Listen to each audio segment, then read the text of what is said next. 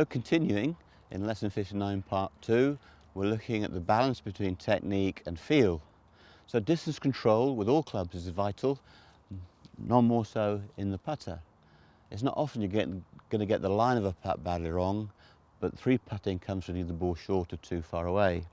So what I've done is I've placed some golf balls at 5-foot intervals, 5, 10, 15, 20, 25, out to the middle flag, which is 30 paces. So, simple stuff, using both hands. Just go up the scale. Putt to the first ball. It's more than acceptable.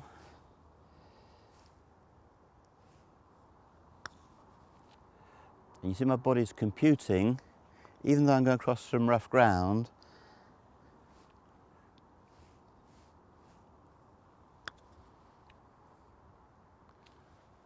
The brake's got a hold of that one. Now I'm going to 20 paces to the 4th ball.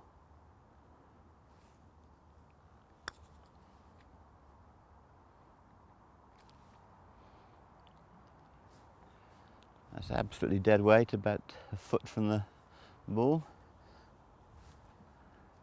Then to the furthest ball. And you see, I thread it in there.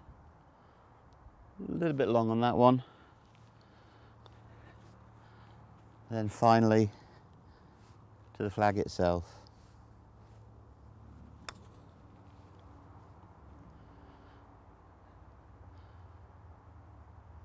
So we're pleased with that one, and we've taken a lot into account. There was apron to putt across, there was 2 gradients, and there was some break. And yet that last putt, which is 40 paces away, is comfortably within 3 feet of the hole. And that's where you're going to make your up and downs from.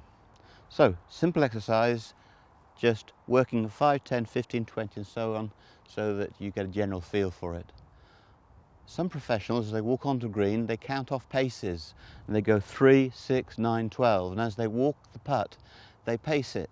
It just gives them a starting point to judge the distance, and you might find that helpful. So if you've got a long putt, as you walk up from the hole to the ball to survey the line, just count off 3, 6, 9, 12, 15, 18, 21 and so on, and let it register how many feet. So we don't want to make it too sort of mathematical, but it does help sometimes to have a general feel. And to get the weight of a putt right, it's important on greens that have feature to look at the hole from both sides, because if you get the gradient wrong, downhill or uphill, then of course your sense of feel is going to be compromised. So we've done that with the putter.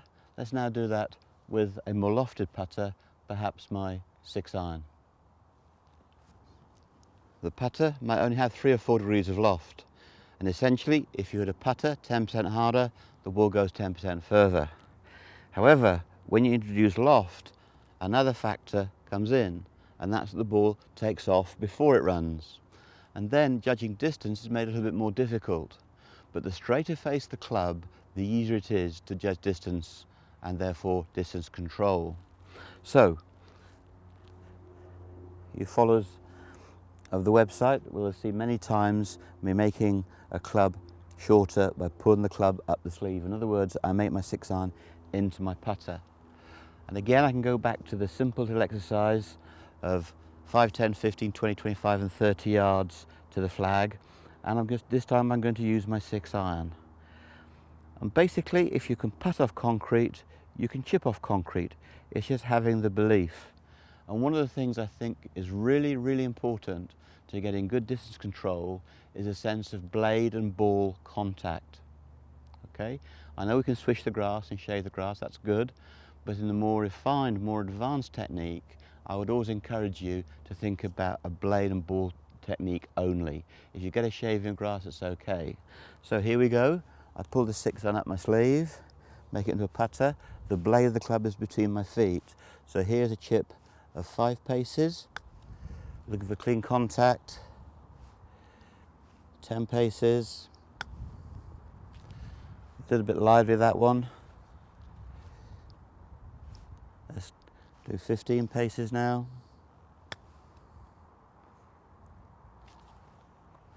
That's good. going down to 20.